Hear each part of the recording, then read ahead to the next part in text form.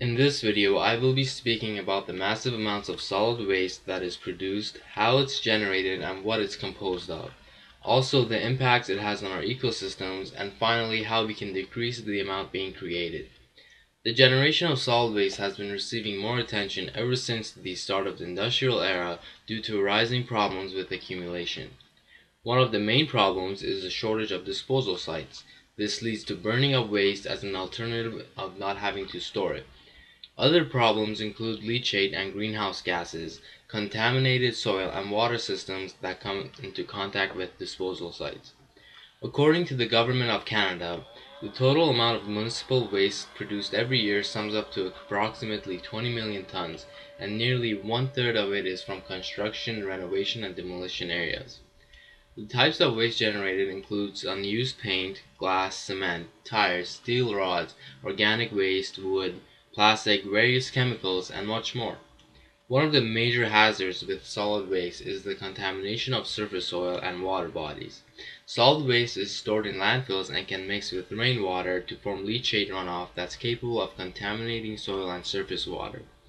Some of the wastes are toxic hazardous waste, and if they are present within the leachate, then more harmful damage is done to the environment.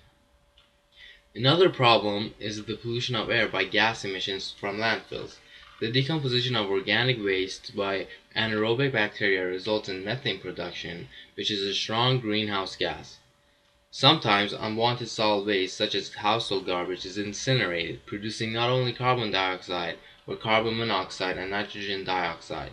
Certain materials, such as PCBs, can produce dioxins, which are extremely toxic and can cause cancer. All of these chemicals go towards harming humans and the environment. Severe problems arise when solid waste is illegally dumped. Serious damage to ecosystems are mostly done before the contaminated site is detected and preventive measures are taken. The damages are to multiple systems such as aquatic environments where toxic chemicals can bioaccumulate in living organisms such as fishes and plants that take up water from rivers. Oxygen depletion can also occur when high nutrient concentrations are present, resulting in hypoxic zones where fish and other aquatic life cannot continue to exist. Nutrient enrichment can be caused by dumping of organic waste into rivers or lakes. Because of the huge increase of our total population, the production of solid waste has increased as well. Because of this population increase, the number of housing developments has inclined too, resulting in further production of waste. This is seen more in high-income countries such as Canada, which received a letter grade of D due to enormous amounts of solid waste generation compared to other countries. This can be explained by increased individual consumption, where in 2007, the generation of municipal waste in Canada was 894 kilograms per capita, producing 259 more kilograms than the average across 17 countries. Current concerns are aimed towards reducing solid waste generation in order to decrease the amount reaching landfills. To do this, recycling approaches such as the 3Rs have been implemented in construction sites to use the correct amounts of materials that's required to complete building projects without having any products in excess. This reduces the amount of raw materials used to manufacture goods. The second and third part of the 3Rs emphasizes to reuse and recycle excess materials. These include metals and plastics. Also, the decision of reusing and recycling material within construction sites depends on managers as well, whom decide whether it is cost effective for them to recycle unwanted material or not. So what kind of other problems are linked to landfills?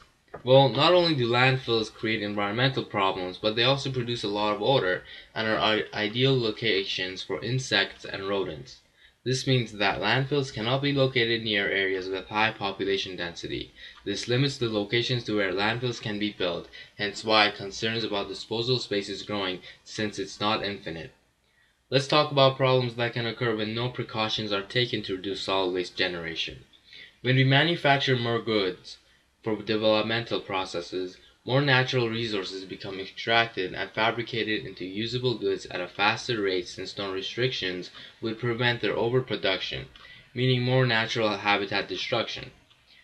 This would result in greater amount of greenhouse gas emissions and leachate runoff, as well as more contaminations and destruction of our land to make space for garbage. All of these actions will affect our ecosystems and natural food chains as an end result.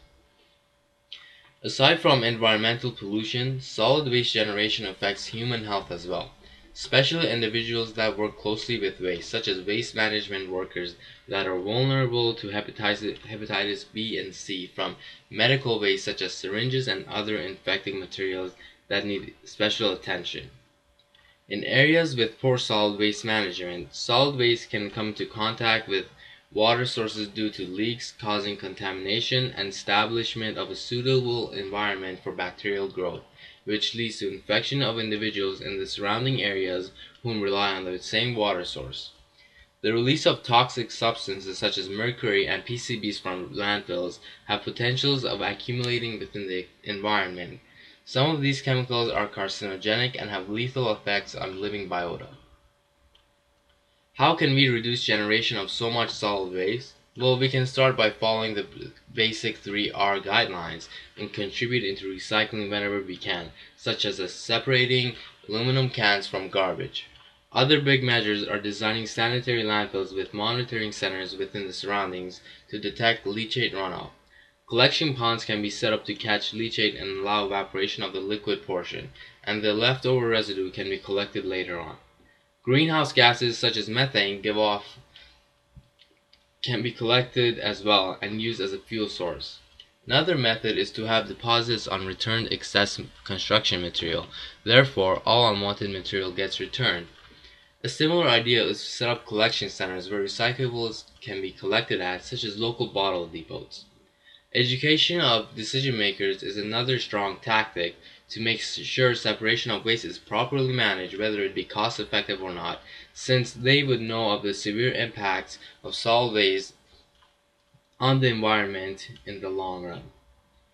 Another way is to encourage locals to contribute towards solid waste reduction by setting up specific containers for different types of waste, such as plastics, cardboard, aluminum cans, and landfill waste. Having on-site waste bins would ensure that all the unwanted building material will end up in a waste facility that will properly be discarded. Thank you for watching. Hopefully this video has been entertaining and educational for those interested in learning more about waste management.